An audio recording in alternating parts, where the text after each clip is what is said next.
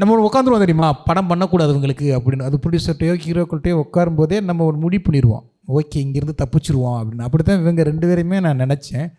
அப்புறம் சில சாங்லாம் போட்டு காமிச்சாங்க, எனக்கு ஓகேவாக தான் இருந்தது. ஆல்பம் மூட்லேயே இருந்தது எல்லாமே.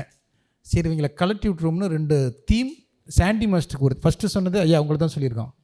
ஃபஸ்ட்டு என்ன சொன்னோம், சாண்டி மாஸ்டருக்கு ஒரு தீம் தான் சொன்னோம். ஏன்னா ரொம்ப கஷ்டப்பட்டுக்கிட்டு இருக்கேன் இந்த படத்துக்காக.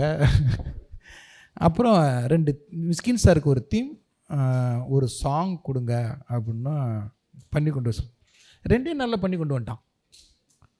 கேட்டால் அந்த அந்த 2 தீம் மாஸ்டருக்கு இவருக்கு ஒரு தீம் ஒன்று வரும் பாருங்கள், சூப்பராக பண்ணியிருந்தான். இவர் மிஸ்கின் சாருக்கும் ஒரு தீம், அதுவும் படத்தில் வச்சுருக்கோம். அந்த வாட்சா விடாத சாங்கு அதை கேட்ட உடனே இவங்களெல்லாம் யூஸ் பண்ணாமல் வேறு யாரை யூஸ் பண்ணுறோன்னு சொல்லிட்டு தான் அப்புறம் கமிட் ஆனேன். அது உங்கள் நம்பிக்கை, அந்த நம்பிக்கையை நான் காப்பாற்றிட்டேன், அவங்களும் காப்பாற்றிட்டாங்க.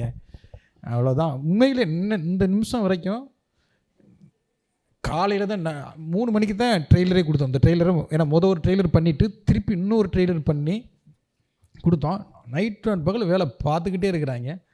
உண்மையிலே அந்த பசங்க பெரிய அவ்வளோதான். திங் மியூசிக் வந்துருச்சுன்னா எத்தனை அது இல்லை, திங்க் மியூசிக்கில் லான்ச் பண்ணது வந்து பார்த்தீங்கன்னா ஒரு 50-60 டெபியூ கம்போசராக பண்ணியிருக்கோம். திங்க் இண்டி இவங்க வந்து திங்க் இண்டியில் அது எப்படி இங்கே வந்து இதாகுதுன்னா, ஃபிலிம்ஸில் வந்து நம்ம டெபியூ கம்போசராக லான்ச் பண்ணுறது தாண்டி இண்டிபெண்ட் ஆர்டிஸ்ட் வந்து திங்க் இண்டியில் சைன் பண்ணிவிட்டு அதுக்கப்புறம் அவங்க படம் பண்ணுறோம் அப்படின்னும் போது நம்மக்கிட்ட சொல்லுவாங்க.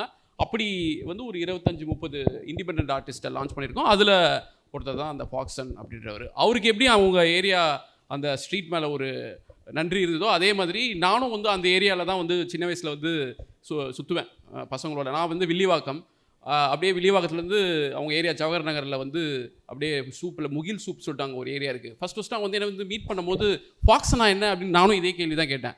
நான் பெரம்பூரில் வந்து ஃபாக்சன் ஸ்ட்ரீட்னும் போது நான் வந்து சுற்றுற ஏரியா அதெல்லாம் சொல்லும் போது சரி ஓகே சாங்ஸ் கேட்குறதுக்கு முன்னாடி இந்த ஏரியா இதை தான் அதிகமாக பேசணும், அதனால் நம்ம ஏரியாவில் இருக்கிற பசங்கள்லாம் கொஞ்சம் பாட்டு நல்லா ஹிட் பண்ணி விட்டீங்கன்னா. பெரம்பூர் தொகுதியில் நீங்கள் 2 பேருமே ஃபேமஸ் தான் சொல்ல வரீங்க.